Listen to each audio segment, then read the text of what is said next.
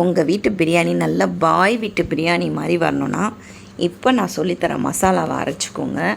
அவ்வளோ பிரியாணி டேஸ்ட்டாக இருக்கும். இது நானே ரெடி பண்ண மசாலா. இது எனக்கு யாரும் சொல்லி கொடுத்ததெல்லாம் கிடையாது.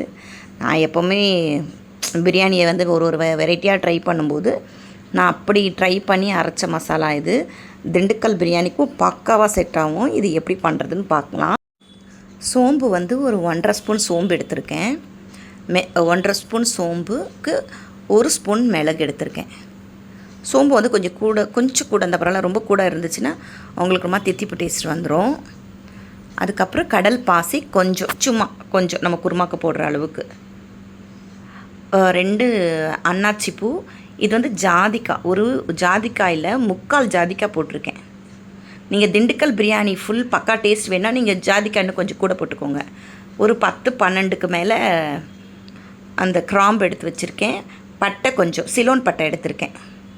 சிலோன் பட்டை தான் நல்ல டேஸ்ட் கொடுக்கும் பிரியாணிக்கு. ஒரு 4 ஸ்பூன் தனியா. எல்லாம் ஒரே ஸ்பூனாக கணக்கு வச்சுக்கோங்க.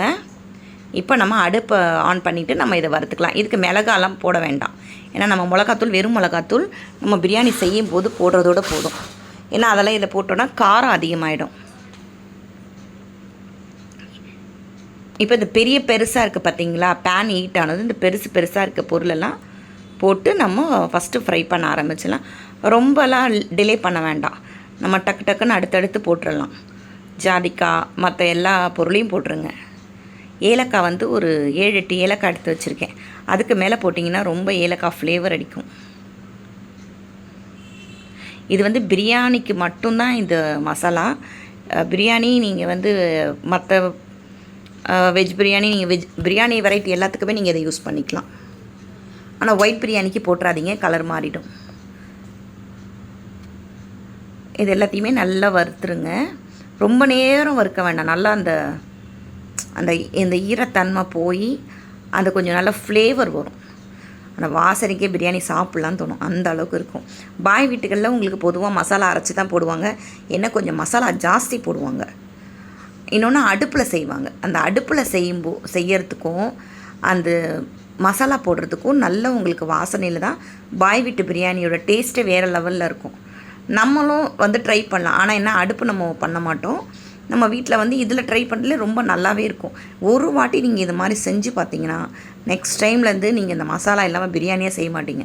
அந்த அளவுக்கு நல்ல ஒரு ஹோட்டலில் வாங்குற மாதிரி நல்ல ஃப்ளேவர் கொடுக்கும் இந்த மசாலா. அவ்வளோ டேஸ்ட்டாக இருக்கும். நல்லா இதை வறுத்துடுங்க. வறுத்து நம்ம கொஞ்சம் நேரம் ஆற வச்சுட்டு இதை அரைச்சிடுவோம். அது லைட்டாக வெடிக்கும் பாருங்கள். லைட்டாக மிளகெல்லாம் வெடிக்கும். அது பக்குவம். அந்த மிளகு வெடிக்க ஆரம்பிச்சிருச்சுன்னா அது தயாராகிடுச்சுன்னு. மழை சீசனாக இருந்தால் நீங்கள் இன்னும் கொஞ்சம் நேரம் வச்சிடுங்க. இப்போ நம்ம வெயிலில் தான் செய்கிறோம். வெயிலில் வந்து நீங்கள் நிறைய கூட இதே கணக்கு வச்சு நீங்கள் குவான்டிட்டி அதிகமாக கூட நீங்கள் செஞ்சு ஸ்டோர் பண்ணி வச்சுக்கலாம். இப்போது இதை நம்ம ஆற வச்சு இதை பவுடர் பண்ணி வச்சுக்கலாம். ஒரு நாள் நீங்கள் எடுத்திங்கன்னா இந்த மாதிரி எல்லா பவுடரும் நம்ம அரைச்சி வீட்டிலே வச்சுக்கிட்டோன்னா கடையில் எந்த பவுடரும் வாங்க வேண்டியதில்லை. கடையில் என்ன கலக்கிறாங்கன்னே தெரிய மாட்டேங்குது. இப்போ பார்த்திங்கன்னா எங்கள் வீட்டில் இந்த மசாலா இருக்கும், கறிக்குழம்பு மசாலா இருக்கும். ஆனால் நீங்கள் நம்ம வீட்டில் அரைக்கிற மசாலா அவ்வளோ டேஸ்ட்டாக இருக்குங்க. ஒரு வாட்டி ட்ரை பண்ணி பாருங்களேன், ரொம்ப நல்லாயிருக்கும். இதுக்கு வந்து குறைலாம் வேண்டாங்க, ஓரளவுக்கு ஃபைனாகவே அரைச்சிக்கோங்க. ஏன்னா பிரியாணிக்கு குறைன்னு இருந்தால் அவ்வளோ நல்லா இருக்காது. நல்லா இதை தட்டில் போட்டு ஆற வச்சுருங்க. ஆறுனதுக்கு அப்புறமா நம்ம இதை எடுத்து ஒரு டப்பாவில் போட்டு அதில் பேர் எழுதி வச்சுக்கோங்க. இல்லைனா அப்புறம் நமக்கு எந்த மசாலான்னு தெரியாது. எங்கள் வீட்டில் எப்போவுமே பிரியாணி மசாலா ஸ்டாக் இருக்கும். ஏன்னா எங்கள் வீட்டில் அடிக்கடி பிரியாணி செய்வேன். அந்த மசாலா போட்டால் தான் அந்த ஒரு நல்ல ஒரு டேஸ்ட் கிடைக்குது.